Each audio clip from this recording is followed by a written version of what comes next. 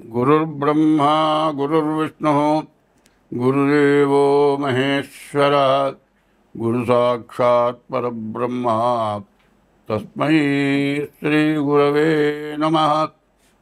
अगजाननपद्मार्कं गजाननमहर्निशम् अनेकदं त्वं भक्तानाम् एकदन्तमुपास्महे। शरदिन्दुविकासमन्दहासां स्फुरदिन्दीवरलोचनाभिरामाम् अरविन्दसमानसुन्दरास्याम् अरविन्दासनसुन्दरीमुपासे। 2025 సంవత్సరం జూలై నెల 6వ రాశి కన్యా రాశి ఫలితాలు చెప్పుకుందాం. కన్యా మిథునయోర్బుధ. కన్యా మిథునాలకి బుధుడు అధిపతి. అటువంటి బుధుడు బాగున్నాడు, ఏకాదశంలో ఉన్నాడు, చాలా ఉపయోగపడతాడు. బుధుడు ఒక్కడు తప్పితే ఈ కన్యారాశికి ఏ గ్రహం బాగాలేదు. కన్యారాశికి ఏ ఒక్క గ్రహం కూడా బాగాలేదు. వీళ్ళని భగవంతుడు అనేవాడు రక్షించాలి. అదే కాదండి, వాళ్ళు పూర్వజన్మలో చేసుకున్న పుణ్యం కానీ ఈ జన్మలో చేసుకున్న పుణ్యం వల్ల వాళ్ళు రక్షింపబడాలి. ఈ కన్యారాశికి సప్తమంలో శనిపడ్డాడు. భార్యాభర్తల శత్రుత్వం రావచ్చు, భార్యాభర్తలు విడిపోవచ్చు, కోర్టుకెక్కే పరిస్థితులు రావచ్చు.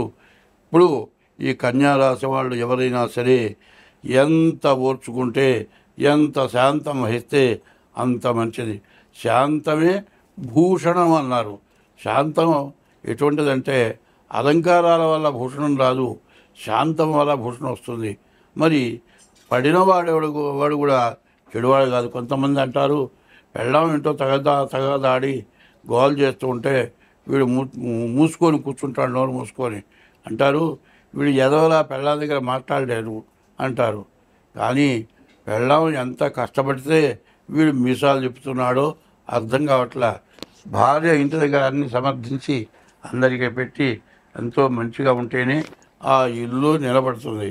కాబట్టి ఈ కన్యారాశి వాళ్ళకి ఏ గ్రహాలు బాగా లేకపోవటం చేత మీ డేట్ ఆఫ్ బర్త్ ద్వారా ముందుగా మీ జాతకం చూపించుకోవడం చాలా అవసరం. అందులో ద్వాదశంలో వ్యయంలో కుజకేతులు ఉన్నారు. మీరు ఎవరికైనా డబ్బులు అప్పుగా ఇచ్చినా, ఎవరైనా ఏ లోన్లు లోన్లు తీసుకుంటూ ఉంటే దానికి హామీ సంతకాలు పెట్టినా మొత్తం మీ నెత్తిన పడుతుంది. మొత్తం వాడు ఎగ్గొట్టిపోతాడు. మీ హామీ వల్ల మీ ఆస్తులు మొత్తం వాడు స్వాధీనం చేసుకొని నిన్ను కేర్ ఆఫ్ ప్లాట్ఫారం చేస్తాడు. వాడేమో సంపాదించుకుంటాడు, డబ్బులు తీసుకుంటాడు, వాడు వెళ్తాడు. నువ్వేమో కేర్ ఆఫ్ ప్లాట్ఫారం నో అవుతావు. వాడు మాత్రం డబ్బులతో సుఖపడతాడు. ఒకటి చెబుతున్నా, ఎప్పుడైనా సరే మానవుడి జీవితంలో మరి కనీసం 60 సంవత్సరాలు లెక్కేద్దాం. ఈ 60 సంవత్సరాల్లో కొన్ని సంవత్సరాలు కష్టం వచ్చినా సుఖపడే సంవత్సరాలు ఎక్కువ ఉంటాయి. సుఖపడటం అంటే డబ్బులు బాగా సంపాదించే సంవత్సరాలు ఉంటాయి.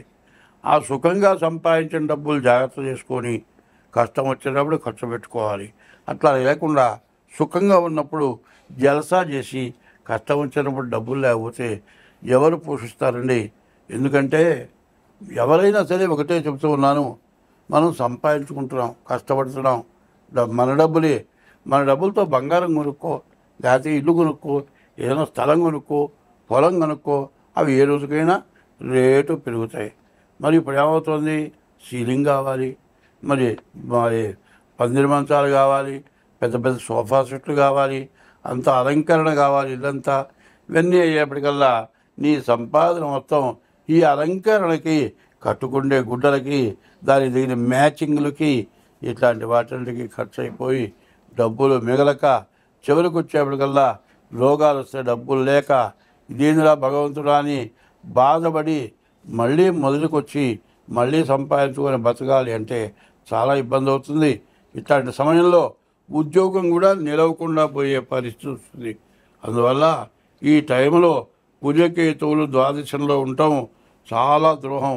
ఎవడో దొంగతనం చేస్తే నీ నిద్ర పడుతుంది. ఇట్లాంటి పరిస్థితుల నుంచి నీవు తప్పించుకోవాలంటే ముందుగా ఇది గోచారం 25 వంతులే జరుగుతుంది చెప్పేది. గ్రహచారం అనే వేరే ఉంది. పుట్టిన తారీఖు, నెల, సంవత్సరం ద్వారా మరి గ్రహచారం వస్తుంది. నీకు గ్రహచారం చెప్పించుకోవాలి అంటే ముందు డేట్ ఆఫ్ బర్త్ ద్వారా జాతక చక్రం వేస్తే కానీ నీ జాతకం మొత్తం బయటపడదు. అట్లా ఏమండి నాకు డేట్ ఆఫ్ బర్త్ లేదంటే హస్త సాముద్రిక ద్వారా కూడా జాతకం చెప్పడం జరుగుతుంది. కానీ గోచారం గ్రహచారం రెండు 28 వరకు ఎప్పుడు ప్రతి నెల కూడా జాతకం చూపించుకోవడం చాలా అవసరం. ఎందుకంటే చాలా సమస్యలు ఎక్కువగా ఉన్నాయి, అంతర్యుద్ధం ఎక్కువగా ఉంది. కాబట్టి ఎవరైతే జాగ్రత్త పడతారో వాళ్ళు జీవితంలో సుఖపడతారు. కాబట్టి ఇట్లాంటి వాళ్ళు అందులో ఈ కన్యారాశికి శని సప్తమంలో ఉండటం చాలా ఇబ్బందికరమైనటువంటి సమయం. కాబట్టి వెంటనే మీ డేట్ ఆఫ్ బర్త్ ద్వారా జాతకం చూపించుకోండి. డేట్ ఆఫ్ బర్త్ లేదంటే హస్త సాముద్రికం ద్వారా చూపించుకోండి. అట్లా కావాలి అంటే మాతో మీరు కలిసి ఫోన్ ద్వారా మాట్లాడుకోవచ్చు. మా 2 ఫోన్ నెంబర్లు ఉన్నాయి. ఒకటి 7801071946, ఇంకో నెంబర్ ఉంది 6300061241. ఈ 2 నెంబర్ల ద్వారా మాతో సంప్రదించి తగిన ఫీజు కట్టి మీ జాతకం చూపించుకోండి. దానికి రెమెడీలు ఉంటాయి. ఏదైనా బాధలుంటే బాధలు పోవటానికి ఆ రెమెడీ ఖర్చు వేరే ఉంటుంది. రెమెడీ కూడా చేయించగలుగుతాం. మీకు వచ్చేటువంటి కష్టాలు నివారణకి మార్గం చూపించగలం. అందులో మరి కొంతమందికి భార్యాభర్తలకు అనుకూలత లేకపోవటం, పెళ్ళి కాకపోవటం, ఎన్నాళ్ళకి సంబంధాలు కుదరకపోవటం, చదువు ఉండి ఉద్యోగం లేకపోవటం, మరి ఆస్తులు పరాయి వాళ్ళు స్వాధీనం చేసుకోవటం, మరి ఇట్లాంటి ఇబ్బందులు చాలా పడుతూ ఉంటారు. ఈ ఇబ్బందులన్నీ కూడా ఎందుకు వస్తున్నాయని చూసి చెప్పగలిగిన సమర్థత మాకుంది. మాకేం చేయాలంటే ఫోన్ చేస్తే ఎత్తకపోతే ఆగండి, తర్వాత మిస్డ్ కాల్ ద్వారా మేము మాట్లాడతాం. కాబట్టి మేము ఏదో జాతకం చెబుతున్నాం ఇట్లా ఉన్నప్పుడు మీరు ఫోన్ కొట్టద్దు. ఒకసారి ఫోన్ చేయండి, పలకపోతే అట్లా ఉండండి, తర్వాత మిస్డ్ కాల్ చూస్తాం, మేమే చేసి మాట్లాడతాం. మీకు అన్ని విధాలా ఈ సంవత్సరాలు బాధల నుంచి తొలగాలి అంటే మాత్రం తప్పనిసరిగా జాతకం చూపించుకోవాలి. స్వస్తి. మార్చి నెల 30వ తారీఖు 6 గ్రహాలు చోటు చేరినాయి. షడ్గ్రహ కూటమి. ఈ సంవత్సరం 6 గ్రహాలు పాపగ్రహాలు పంచాంగంలో నవనాయకుల్లో 6 గ్రహాలుగా మంచి పదవులు వచ్చినాయి.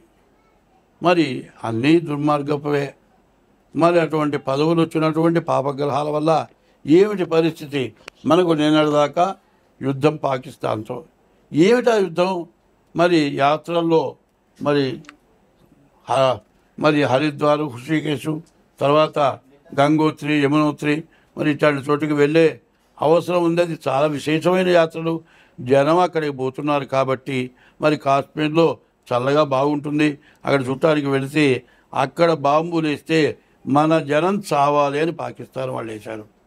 అది ద్రోహం కాదా? దానివల్ల ఇండియాలో యాత్రా ఫలంతో బాగా విపరీతమైన ఆదాయం ప్రభుత్వానికి వస్తుంది. వాళ్ళు నాశనం అయిపోవాలి, మనం బాగుపడాలి. ఇటువంటి దురాశతోటి పాకిస్తాన్ వాళ్ళు యాత్రకు పోయిన వాళ్ళని కనీసం కాళ్ళు పట్టుకున్నా కూడా పసిపిల్లల దగ్గర నుంచి చంపి భార్యని, కొత్తగా పెళ్ళైన భార్యాభర్తలుంటే భర్తను చంపి ఇట్లాంటి దురాగతమైన పనులు చేసి మీ ప్రధానమంత్రి చెప్పుకో అన్నారు. మరి ఇంత నీచం చేసి కూడా మరి ఎంతో నష్టపడ్డారు. ఎంతో నష్టపడటం కాదు, మన జనాల్ని దురాగతంగా చంపినందుకు నీళ్లు దొరకకుండా తాగడానికి నీళ్లు లేని పరిస్థితుల్లో కూడా వాళ్ళ బుద్ధి మారలేదు. అదే కాదు, ఇజ్రాయెల్ ఇటు వచ్చేప్పటికల్లా మరి ఈ 2 దేశాల్లో కూడా మళ్ళీ యుద్ధం ప్రారంభమైంది. మరి ఇంకో చోట అయింది మళ్ళీ వేరే దేశంలో కూడా ప్రధానమైన దేశాల్లో యుద్ధాలు జరుగుతున్నాయి. ఈ యుద్ధాల వల్ల ఏమవుతుంది? విపరీతమైన ఖర్చు. ఈ ఖర్చు వల్ల ఏంది? ఒక దేశం నుంచి కొన్ని వస్తువులు దేశానికి వస్తాయండి, ఆ వచ్చేవి ఆగిపోతుంది. మరి ఇట్లాంటి వాటి వల్ల ఏమవుతుంది? ప్రతి వస్తువు మీద ధర పెరుగుతుంది. కానీ యుద్ధంలో పెట్టారు ఖర్చు. ఎక్కడి నుంచి తెచ్చిపెట్టారు? ప్రజల దగ్గర సంపాదించినటువంటి ధనమే ఖర్చు పెట్టారు. ఇంత ధనం ఖర్చు అయిన తర్వాత ప్రజలకు కష్టం వచ్చినప్పుడు ఇవ్వటానికి ప్రభుత్వం దగ్గర ధనం లేని పరిస్థితులు వస్తున్నాయి. కాబట్టి ఇది అంతర్యుద్ధం. ఈ అంతర్యుద్ధం వల్ల చాలా సమస్యలు రాబోతున్నాయి. కేంద్ర ప్రభుత్వానికి, రాష్ట్ర ప్రభుత్వాలకి పడటం లేదు. రాష్ట్ర ప్రభుత్వంలో అధికార పార్టీలో అధికారంలో ఉన్న వాళ్ళకే పడటం లేదు. ఇదివరకేంది? అధికార పార్టీకి ప్రతిపక్షానికి విరోధం. మరి అధికార పార్టీలోనే తేడాలు, ప్రతిపక్షంతో ఇంకా తేడాలు. ఇట్లాంటి వాటి వల్ల ప్రభుత్వ పరిపాలన చేసేవాళ్ళకే ఇబ్బందిగా ఉంది. ఇటువంటి ఇబ్బంది రావడానికి కారణం ఏంది? మరి అధికార పార్టీలో తగాదాలు ఎందుకు వస్తున్నాయి? వాళ్ళకి అధికారాలు రాలేదు కాబట్టి వాళ్ళు అల్లరి చేస్తారు. ఇవాళ ప్రతివాడికి డబ్బులు కావాలి, డబ్బులు కాకపోతే ఆదాయం లేకపోతే అల్లరి చేయటమే వాళ్ళ యొక్క దుష్ట స్వభావం. ముందు అది మారాలి.